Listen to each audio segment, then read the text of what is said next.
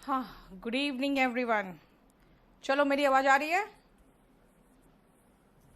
बेटा? जो कुछ बोलूँगी इशू तब ना आवाज़ आएगी, पहले आवाज़ आ जाएगी। अभी कल वाली वीडियो सचिन का देख लो, कल वाली वीडियो।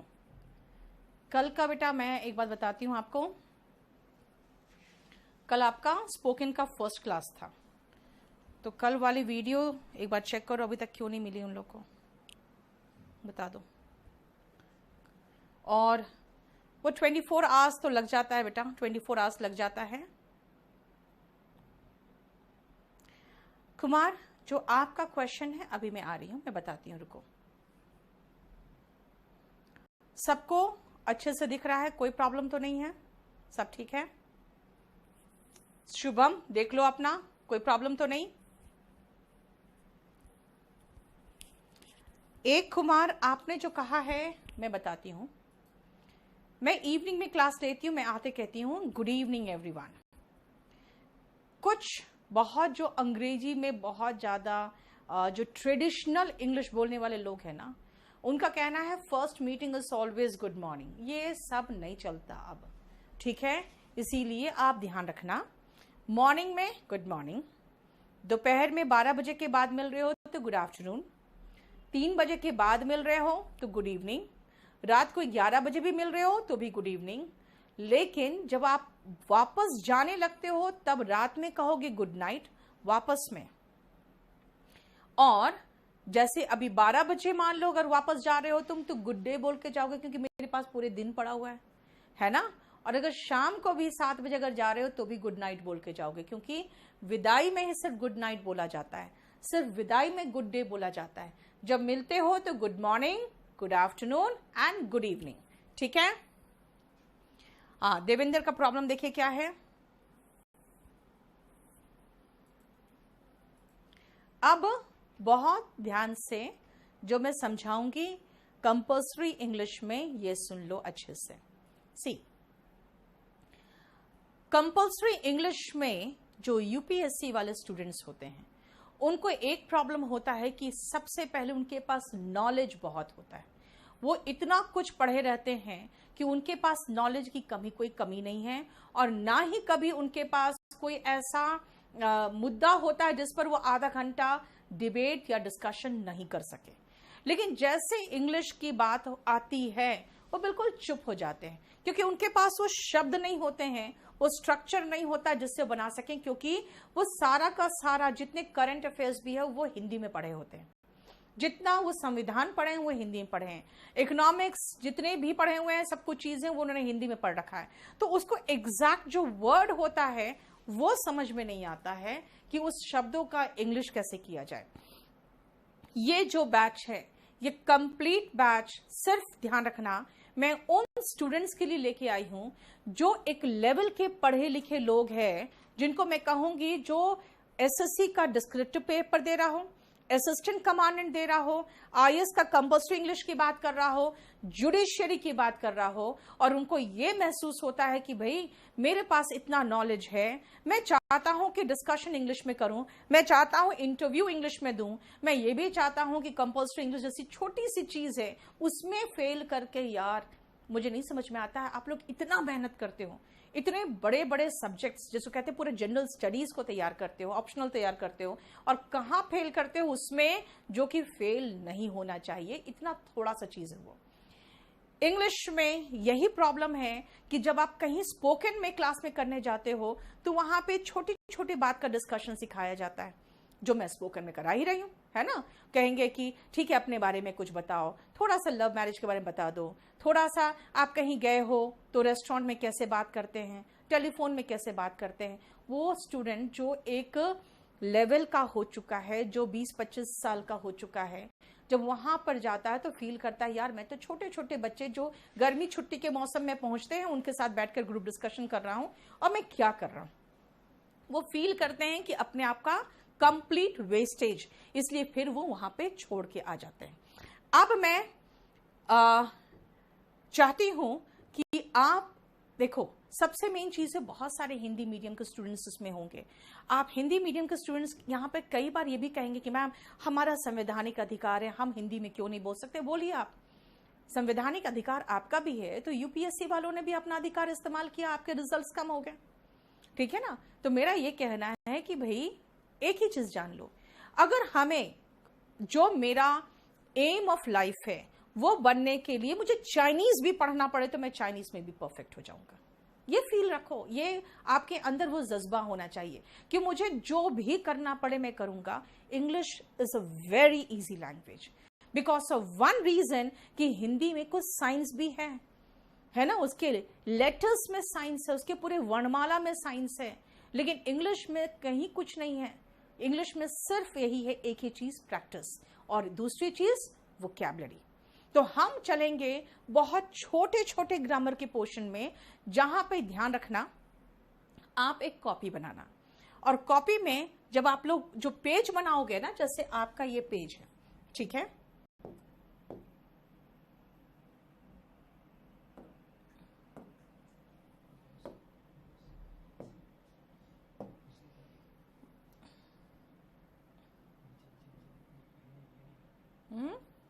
ये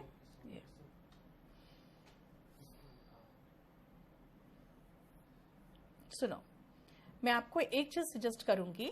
जैसे मान लीजिए आपका ये पेज है, ठीक है, इस पेज में जैसे आपकी कॉपी आपका पेज है ये, इस पेज में एक थोड़ा सा पोर्शन किनारे का ऐसे बना के रखना, जहां पर जैसे मैं ग्रामर पढ़ाऊंगी तो आपको ग्रामर में पढ़ा रही हूं, ठीक है। अब मैंने सेंटेंस बनाना शुरू कर दिया, सेंटेंस के बीच में हो सकता है कहीं पर एक छोटा सा प्रेपोजिशन का पॉइंट आ जाए, या छोटा सा कोई प्रोनाउन का पॉइंट आ जाए, या फिर छोटा सा कोई एडजेक्टिव का पॉइंट आ जाए, तो मैं क्या कहूंगी आप यहां पर किनारे पर यहां पे नोट करते रहिए। क्योंकि जानते हो, एक चीज बताती हूं मैं, बहुत बड़ी चीज नहीं इंग्लिश, बहुत छोटी छोटी चीजें होती है जो मिल के बनी होती है, और वो छोटा सा चीज करने के लिए आप एक बड़ा सा चैप्टर पढ़ने के लिए भी जरूरत क्या है। जैसे मैं कराते जाऊं वैसे आपका होता चला जाना। ये बेटा एक चीज मैं बताती हूँ आपको, आप एक काम करो, आपके जो भी क्वेरीज या क्वेश्चंस आप लिख के छोड़ दो, मैं थोड़ी देर में 15-20 मिनट में आपके क्वेरीज में आ जाऊंगी, ठीक है। और आपके जो टेक्निकल डिपार्टमेंट का क्वेरी है वो टेक टीम देख लेगा, जो बाकी पढ़ाई से रिलेटेड वो मैं देख लूंगी। अभी फिलहाल मैं फ्लो में हूं, तो मैं इसलिए कहना चाह रही हूं आपको कि आपके कॉपी में मुझे जो पेज हो आपके कॉपी का, उस कॉपी के पेज में मैं बस यही चाहूंगी कि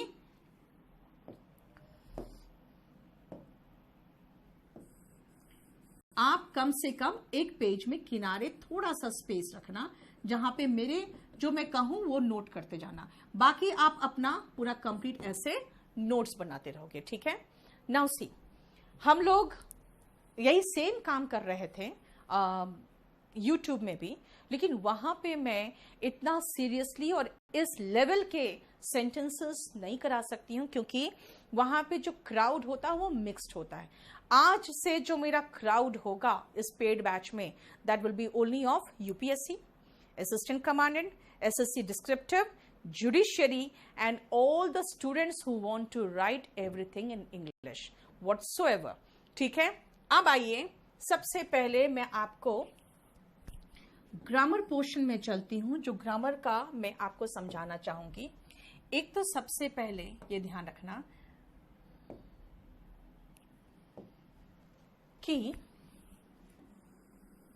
इंग्लिश में जो भाषा होता है, उस भाषा को लिखने के लिए आपका जो एक स्ट्रक्चर होना चाहिए, मैं आपको आज पीडीएफ शेयर करूंगी, वो जो लिखने के लिए एक जो आपका प्रॉपर स्ट्रक्चर होता है सेंटेंस का, उस सेंटेंस का स्ट्रक्चर में पहले हम चलते हैं, उसके बाद मैं इसमें आपको लेके चलूंगी। तो इसीलिए सबसे पहले आ जाओ,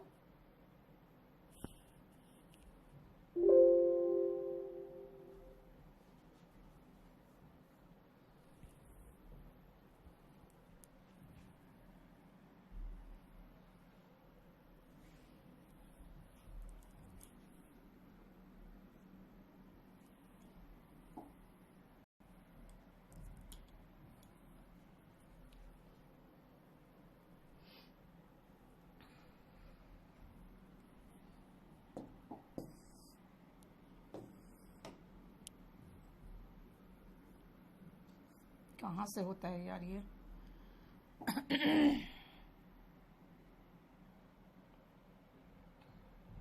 इसको बंद करिए।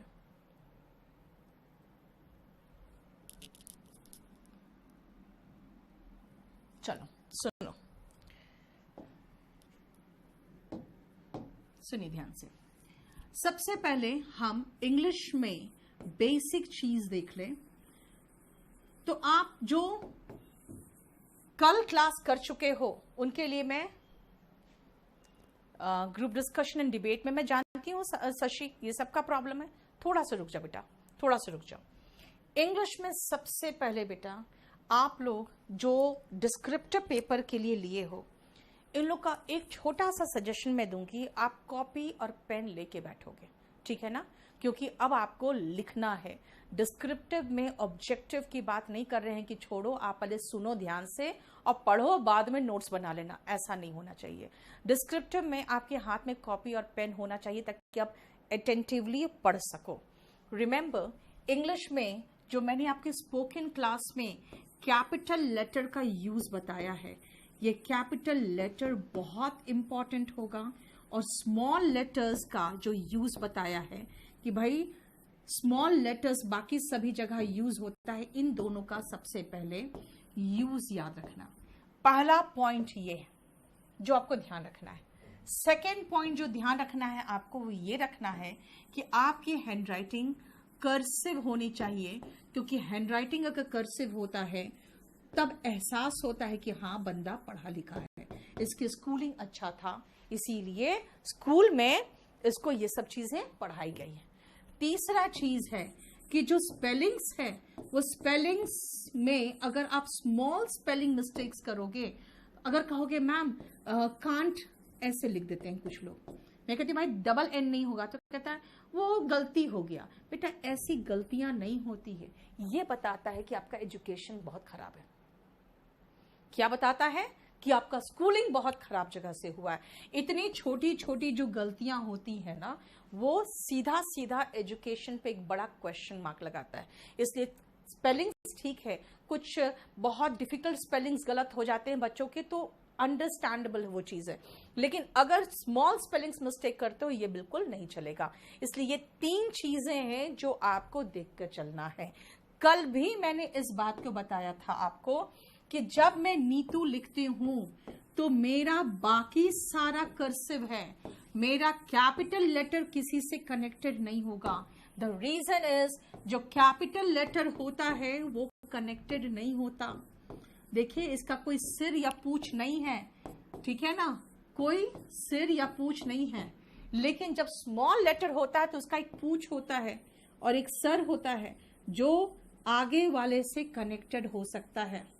देखो अब जब डॉट लगाना था तब मुझे उठाना पड़ा, आई जे के एल, जे में लगाना पड़ा। उसके बाद जब मैं एस टी लिखूंगी तो टी को काटने के लिए उठाना पड़ेगा। सो रिमेंबर, पंकज का देखो क्या प्रॉब्लम है, ठीक है। जब ये स्मॉल लेटर लगाते हैं तो देखो ये कर्सिव बन रहा है मेरा, और जब बिग लेटर्स लगाएंगे तो कर्सिव नहीं होता, इसीलिए देखो वो कनेक्टेड नहीं है, लेकिन बाकी सारा कनेक्टेड है। इसीलिए आज के बाद जब आप लिखो, क्योंकि आपको मैं लिखना सिखा रही हूं, तो कोशिश क्या करोगे कि हमेशा कर्सिव हैंडराइटिंग और इसका ध्यान रखोगे। जो मैंने कैपिटल लेटर कहा था, जहां जहां इस्तेमाल करना है वहां कैपिटल लेटर इस्तेमाल करना, ठीक है। बहुत सीरियसली नेक्स्ट बात सुनो, नेक्स्ट चीज, जब आप एक सेंटेंस लिखना चाहते हो तो उसमें कई शब्द होते हैं, है ना, कई शब्द होते हैं। जैसे अगर मैं कहती हूं कि मैं इंग्लिश पढ़ा सकती हूं, तो लगता है कि अच्छा मैम ने बताया क्या, मैं पढ़ा सकती हूं, यानी मैम ने अपनी एबिलिटी बताई है। इसका मतलब है सबसे पहले जो हमको देखना पड़ेगा कि सेंटेंस को समझना पड़ेगा, यानी अंडरस्टैंड, समझिए, अंडरस्टैंड द क्या, अंडरस्टैंड क्या, the meaning what you want to convey, the idea that you want to convey. तो सबसे पहले तो आइडिया और meaning of what I said उसको आपको समझना पड़ेगा। पहले आपने जैसे आइडिया समझा तो समझ में आ गया कि मैम ने अपनी एबिलिटी यानी क्षमता की बात की है, मैम ने अपनी क्षमता की बात की है। जैसे समझे अच्छा एबिलिटी की बात की है, तो फिर तीसरी बात आपको याद आना चाहिए कि हम क्षमता के लिए क्या इस्तेमाल करते हैं। तो याद रखना, जब भी आप क्षमता की बात करते हो तो डिपेंड करता है भाई प्रेजेंट की क्षमता की बात कर रहे हो कि इस क्षमता की बात कर रहे हो जो कि पास्ट की थी। फिर हम सेंटेंस वापस सोचते हैं, क्या सोचा था कि मैं पढ़ा सकती हूं, सकती हूं मतलब प्रेजेंट की बात कर रही है मैम। जैसे प्रेजेंट की क्षमता की बात समझ में आया, समझ जाओ मैं कैन लगाऊंगी, ठीक है। इसका मतलब जब आप प्रेजेंट की क्षमता की बात करते हो तो आप कैन का इस्तेमाल करते हो, ठीक है। इतना आपको पता होना चाहिए। देवेंद्र, मैं आपका जो प्रॉब्लम है वो मैं रुको कन्वे कर रही हूं, रुको, ठीक है। अभी रुको बेटा, पंक्चुएशन तो खैर बहुत आगे की बात है, अभी थोड़ा सा रुक जाओ, अभी पहला क्लास है। जैसे क्षमता की बात करते हैं, मैं पढ़ा सकती हूं मैम ने कहा है, इसका मतलब प्रेजेंट की क्षमता है। याद रखना, हम प्रेजेंट की क्षमता के लिए कैन लगाते हैं और पास्ट की क्षमता के लिए कुड लगाते हैं। इसके बहुत सारे यूजेस हैं, लेकिन हम सिर्फ, मैंने क्या कहा, थोड़ा सा ग्रामर, ढेर सारा प्रैक्टिस, ताकि वोकैब आपके पास सारा आ सके, ठीक है ना। अब आओ ध्यान से सुनो, जब प्रेजेंट की क्षमता की बात कर रहे हैं तो कैन है। अब ये कैन क्या है, तो भाई ये कैन एक शब्द है। क्यों? कैन का मतलब होता है, नाउन के रूप में कैन का मतलब होता है, जैसे कोई कनस्तर होता है उसको कैन कहते हैं, है ना। मॉडल के रूप में कैन का मतलब क्या है, तो ये एबिलिटी बताता है। इसका मतलब है कि कैन एक ऐसा शब्द है जिसका मीनिंग है। तो what is a word, word होता है ग्रुप ऑफ लेटर्स, यानी लेटर्स यानी कि अक्षर से बने हुए समूह जिसका कोई अर्थ होता है, वो कैन होता है, ठीक है। अब इस कैन से अकेले मैं कुछ नहीं कर सकती हूं, तो मैं क्या करूंगी, ऐसे ही और वर्ड्स मुझे चाहिए जिसको मिला के मैं एक मीनिंगफुल वाक्य तो बना दूं। इसका मतलब हो गया कि देखो ध्यान से, ग्रुप ऑफ लेटर्स जो होता है ना, वो मिलके एक वर्ड बनाता है। और कैसा होना चाहिए वो, भाई ऐसा कुछ नहीं, जिसका मीनिंग हो वो होना चाहिए। लेटर्स का समूह मिलके वर्ड बनाता है, और उसके बाद ये जो वर्ड है इसको आगे बढ़ाना है, तो ध्यान रखना, ग्रुप ऑफ वर्ड्स ये मिलके सेंटेंस बनाता है, यानी मीनिंगफुल वर्ड्स लोगे तो एक सेंटेंस बनेगा। सो हमें तो यही सेंटेंस चाहिए।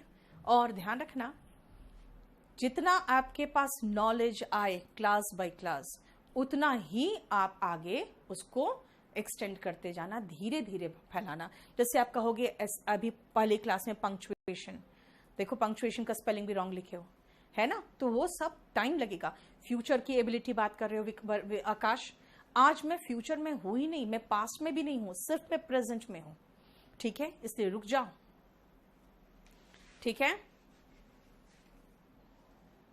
बेटा। देखो बासुकी, एक चीज मैं बता रही हूं आपको, आप कहते हो कि आप डीमोटिवेटेड हो जाते हो क्योंकि बिहार का एजुकेशन सिस्टम है। एक बात बताऊं आपको, बिहार का एजुकेशन सिस्टम है या यूपी का कहीं का भी है, मैं कहूंगी चलो बहुत रद्दी एजुकेशन सिस्टम है आपके क्षेत्र का, मानती हूं, चलो एक बात बताओ, आपने जीएस तो खुद कर लिया, आप आईएएस की तैयारी करने की हिम्मत कैसे कर दी है? मैं तो यही कहूंगी यार, तुम्हारा इतना खराब एजुकेशन सिस्टम है आपके क्षेत्र का, आपकी हिम्मत कैसे हुई आईएएस का तैयारी करने का? किया ना हिम्मत, क्यों किया?